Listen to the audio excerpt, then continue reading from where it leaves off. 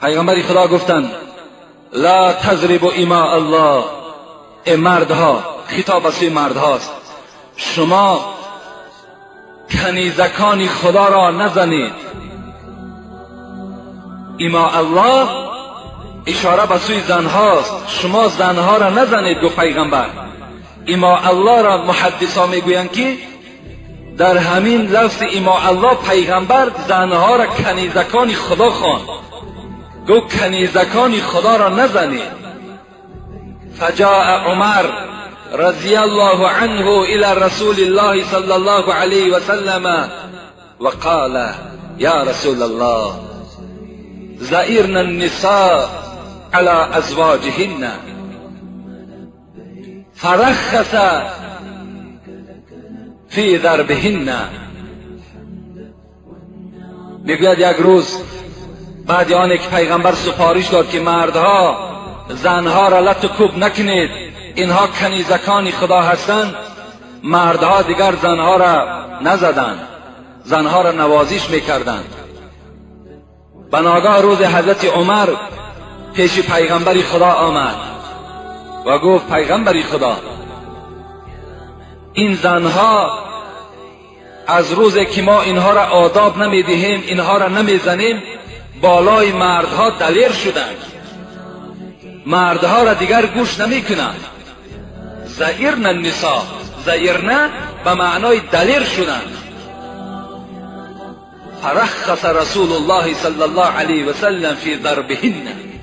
پیغمبر وقتی این شنیدن غمگین شدند، گفتند نخواد که زنها شوهرها را به حرمتی کرده باشند، نخواد که من آنها را رخصت دادم که اینها را نزنند، اینها بازم این باز مردها را به احترامی کنند.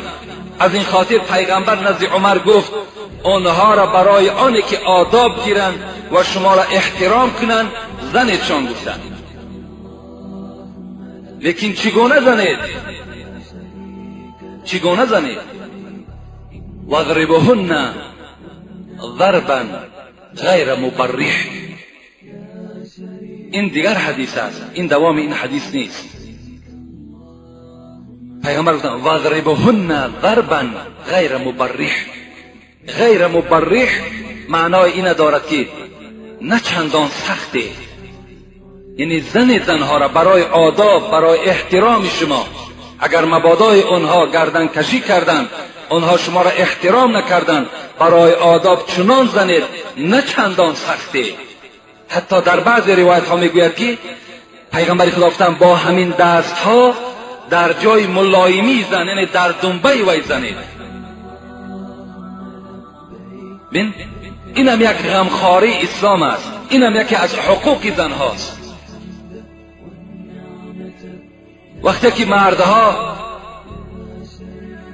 زدن پیش گرفتند، پیغمبر خدا در دوام حدیث میگوید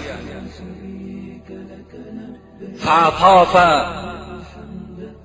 بآل محمد نساء کثیر یشکون ازواجهن.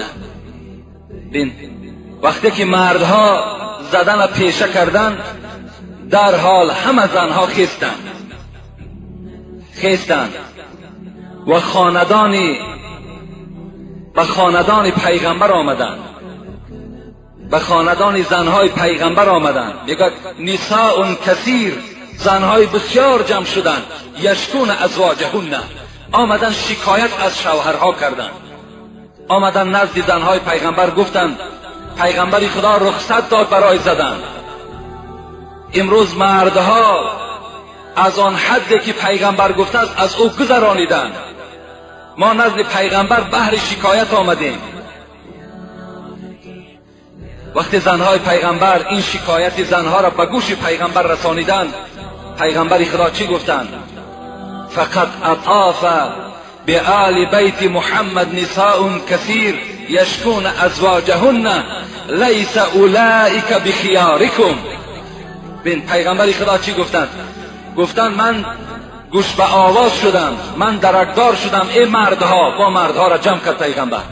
ای مردها گفت زنهای امت اسلام شکایت دارند که شما اونها را میزنید، از حد مقرر شده گذرانیدید.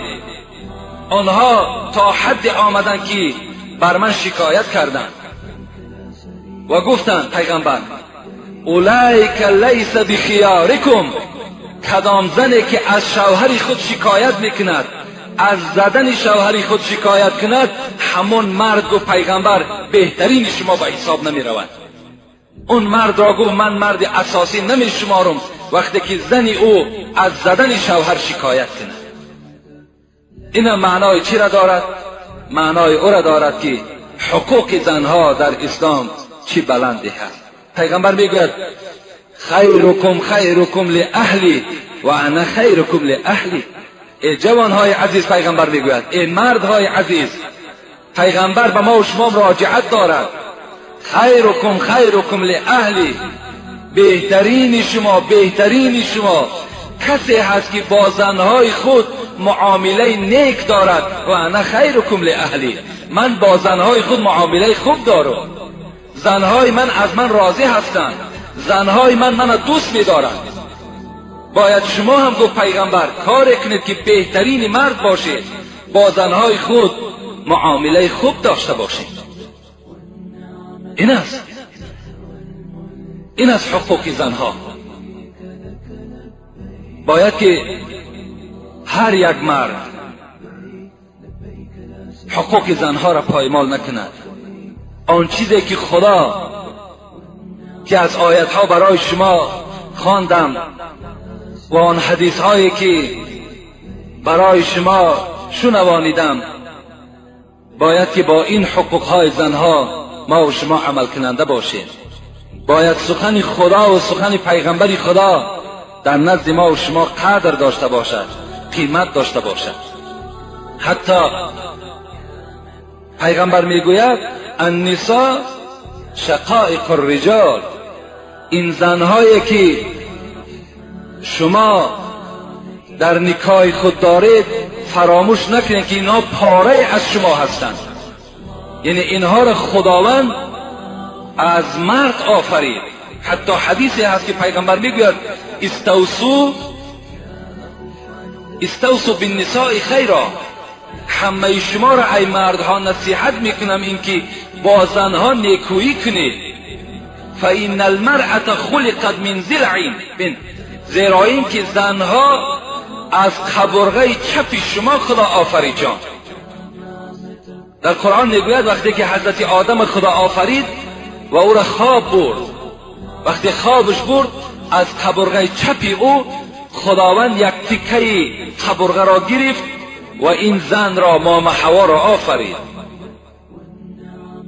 و پدر ما و شما حضرت آدم از دیدن مام حوا خوشنود شدند و آرام گرفتند در جنت. یعنی اینها گفت پیغمبر خدا از همان قبرغه چپ مردها خدا آفرید. جان و این اعوج ما فی ضلعی اعلاه، پیغمبر در رام حدیث گفتند و درستی این که کجترین قبرغه های بالا هست. برای چی گفتن پیغمبر؟ برای چی گفتن که قبرغه بالا چند قدر کجش زیاده؟ زیرا این که رسول الله میگوید فإن ذهبت تقیمه کسرته، اگر شما بخواهید که این قبرغه ها را راست کنید میشکنند. و این ترکته لم یزل اعوج، اگر به حال خودشان گذاریشان همون خیل کج میمانند. فاستوصوا بالنساء، با زنها نیکویی کنید. یعنی مقصد پیغمبر این است که زنها از قبرغه چپ هستند و اینها بسیار کج هستند. اگر شما خواهید که این کجی را راست کنید فقط می توانید که طلاقشان دهید و الا دیگر اینها راست نمی شود. فقط پیغمبر گفتند فداروا بها و تعیشوا بها، مدارا کنید، زندگی کنید. زیرا اینها از چنین متریال خدا اینها را آفریده است که اینها را راست کردن نمی شود.